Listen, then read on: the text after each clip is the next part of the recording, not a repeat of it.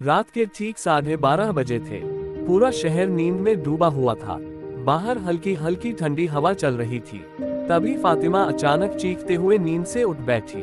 उसका पूरा बदन पसीने से भीग चुका था। दिल इतनी तेजी से धड़क रहा था जैसे सीने से बाहर निकल आएगा। फिर वही सपना, फातिमा ने बुदबुदाते हुए कहा।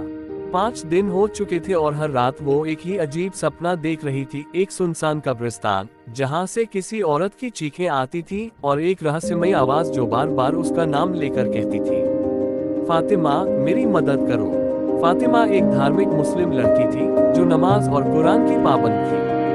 वो बुरे ख्वाबों को शैतान का वसवसा समझती थी, लेकिन ये सपना, ये तो जैसे उसकी रूह को जकड़ रहा था। अगली सुबह फातिमा फज्र की नमाज पढ़ने के बाद कुरान की तिलावत कर रही थी, तभी दरवाजे पर दस्तक हुई। उसने जाकर दरवाजा खोला तो सामने एक बूढ़ी औरत खड़ी थी जिसकी आंखों में अजीब सी बेचैनी थी। क्या आप फातिमा हैं? औरत ने कांपती आवाज में पूछा। जी, पर आप कौन?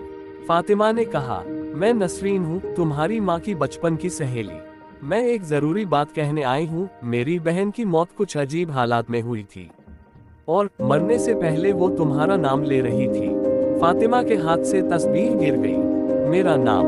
हाँ। नसरीन ने जेब से एक पुराना पीला पड़ा हुआ कागज निकाला। ये उसने तुम्हारे लिए छोड़ा था। फातिमा ने कांपते हाथों से खत खोला। अगर फातिमा ये पढ़ रही है तो समझ लो कि मेरी रूह तकलीफ में है। मुझे दफनाने के बाद कुछ अजीब हुआ। मेरी कब्र से आवाजें आती हैं। मुझे चैन नहीं मिला। मेरी मदद करो, कब्रिस्तान आओ। फातिमा का दिमाग सुन्न पड़ चुका था। क्या वो जो सपना देख रही थी वो सिर्फ सपना नहीं बल्कि किसी रूह की पुकार थी।